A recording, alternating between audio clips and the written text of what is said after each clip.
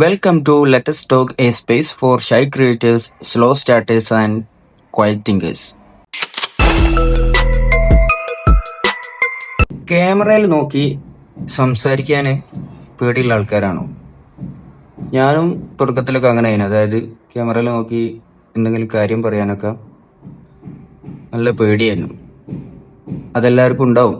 ഒരുപാട് ആൾക്കാർക്ക് യൂട്യൂബ് ചാനലൊക്കെ തുടങ്ങാൻ നല്ല ആഗ്രഹം ഉണ്ടാവും. പക്ഷേ ഈ ക്യാമറയിൽ നോക്കി സംസാരിക്കാനുള്ള ഒരു പേടി കൊണ്ട് ചിലപ്പോൾ അങ്ങനെ നിന്ന് പോകുന്ന ആൾക്കാരുണ്ടാവും. അതായത് അവർക്ക് സംസാരിക്കാൻ അറിയാം, ഒരു എന്താ പറയാ, ഒരു 10-200 ആളെ മുന്നിൽ നിന്ന് സംസാരിക്കാൻ വരെ അവർക്ക് ധൈര്യമുള്ള ആൾക്കാരായിരിക്കും. പക്ഷെ ക്യാമറന്റെ മുന്നിൽ വന്ന് സംസാരിക്കുക എന്ന് പറയുമ്പോൾ എന്തെങ്കിലും ഒരു ഷൈ ആയിട്ട് തോന്നുന്ന ആൾക്കാരുണ്ടാവും.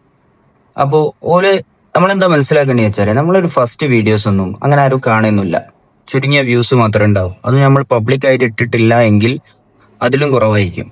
കാരണം നമ്മൾ യൂട്യൂബ് ചാനൽ തുടങ്ങിയതും അല്ലെങ്കിൽ നമ്മളെ യൂട്യൂബ് ചാനലിലെ ലിങ്ക് നമ്മൾ ഇൻസ്റ്റാഗ്രാമിലൂടെ ഷെയർ ചെയ്ത് നമ്മളെ ഫ്രണ്ട്സ് കണ്ട് അങ്ങനെയൊന്നും ചെയ്തില്ലെങ്കിൽ തന്നെ ഫസ്റ്റ് കുറച്ച് വീഡിയോസ് എന്തായാലും വ്യൂസ് കുറവായിരിക്കും. അപ്പോൾ ഈ ഫസ്റ്റ് 5 വീഡിയോസ് അല്ലെങ്കിൽ ഒരു 10 വീഡിയോസ് ഒക്കെ നമ്മളെ പ്രാക്ടീസ് ഗ്രൗണ്ടാണ്. നമ്മൾ അവിടെ എങ്ങനെയാണോ നമ്മൾ ക്യാമറ നമ്മൾ ഇഷ്ടപ്പെടുന്ന രീതിയിൽ നമ്മൾ സംസാരിച്ച് തുടങ്ങിയാൽ എന്താണ്, നമുക്ക് പിന്നെ ആ പേടി നമുക്ക് മാറിക്കിട്ടും.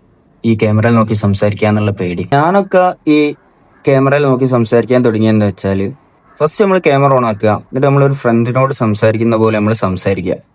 പിന്നെ ഈ ലൈറ്റ്നിങ് അതല്ലെങ്കിൽ മൈക്ക്, ബാക്ക്ഗ്രൗണ്ട്, ഇതൊന്നും നമ്മളൊരു പ്രശ്നമായി കാണരുത്. നമ്മൾ എന്താണോ നമ്മൾ പറയാൻ ആഗ്രഹിക്കുന്നത് നമ്മൾ ക്യാമറ ഓൺ ആക്കിയിട്ട് സംസാരിക്കുക.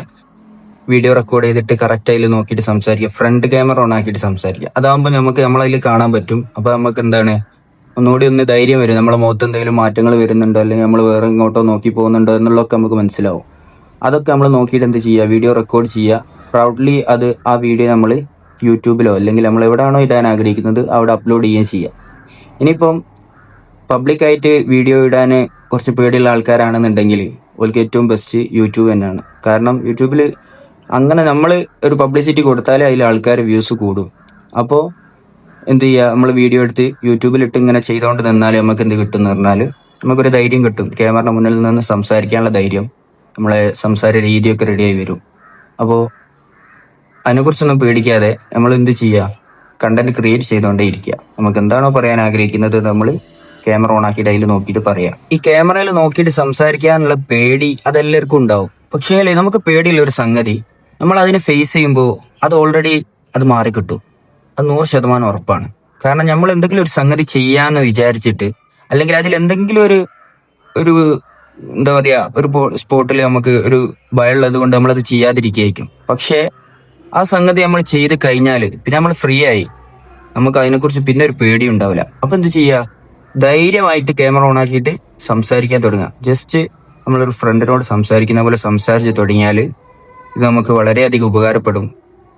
അപ്പോൾ ഓക്കെ, അടുത്തൊരു വീഡിയോ ആയിട്ട് കാണുന്നവരെ ഗുഡ് ബൈ. അതുപോലത്തെ ചെറിയ ചെറിയ കണ്ടന്റുകളൊക്കെ ഇതിൽ വരും.